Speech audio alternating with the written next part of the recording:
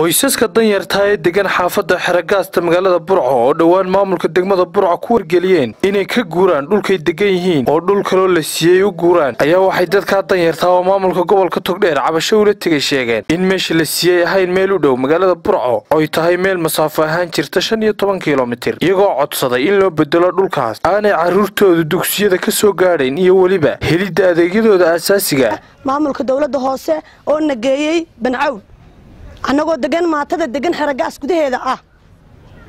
aanu deganahay ma yeelayno in naloo raro maxay tahay meel aan biyo lahayn oo baad lahayn oo bas lahayn oo caruurtu nagaga xaraqdo oo maxay tahay 15 kiiloomitir Burco u jirta anagu dooni mayno meesha dawladana kuma aanan dhigsin dawladda waxaanu ka codsanaynaa oo madaxweynaha ka codsanaynaa oo wasiirada ka codsanaynaa oo barasaabka ka codsanaynaa in meesha meel ka dhow nala siiyo haddii aanu nahay maatada degan Xeragaas waxaan deganay xaafadda Xeragaas iyadoo odagaygu askari yahay jooga Tukaraq 10 caruur aan haystaa dugsiga dhaxay dhigtaan maxay toolay xaafadan yara baanu nahay 700 laana baan qaataa de halka mana tagi karo kamana soo gaari karo Bancawl caruurtaydu mana tagi karto kamana iman karto de isagoo odagaygu Tukaraq jooga anna hadii Tukaraq kale la igeeyo de miyaan ku galaya marka madaxweynaha sharafta leh maxay toolay barasaabka wasiirka arrimaha gudaha waxaan ka maamulka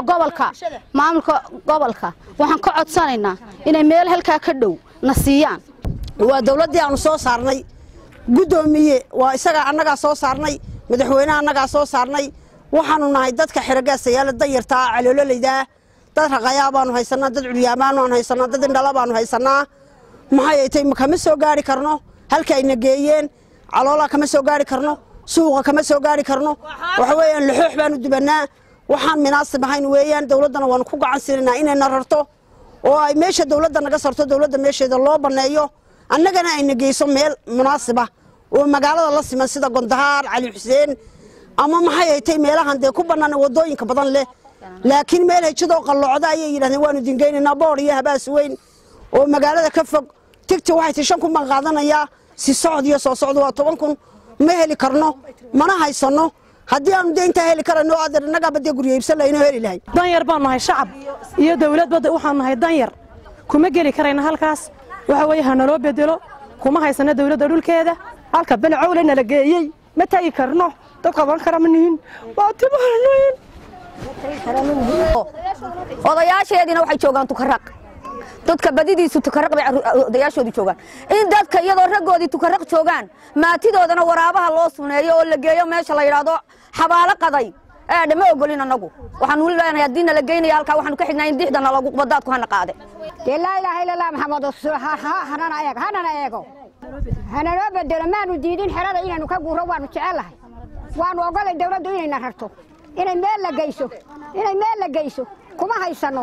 iyaga leh laakiin meel dabic lahana geeyaan wayayna qubin wayayna tuurin itaal malihin xoolo malihin xoog malihin wadadka waxa laga qoybaano xaafadda Xeragaasta waxaanu ka cabanaynaa meeshii maalintii dhaweyto uu bixiyay maayarka ina muraad marka anagu cabashadeeda waxaanu gaarsiinaynaa barasaabka iyo madaxweynaha cusub ee Muuse Biixi Cabdi iyo wasiirka arrimaha gudaha mid walba waxaanu ka codsanaynaa inay hoos noo eegaan oo waxaan ku yiri ardaydeedu kama soo gaari karto qof qodoo baska iska bixin karaya melihin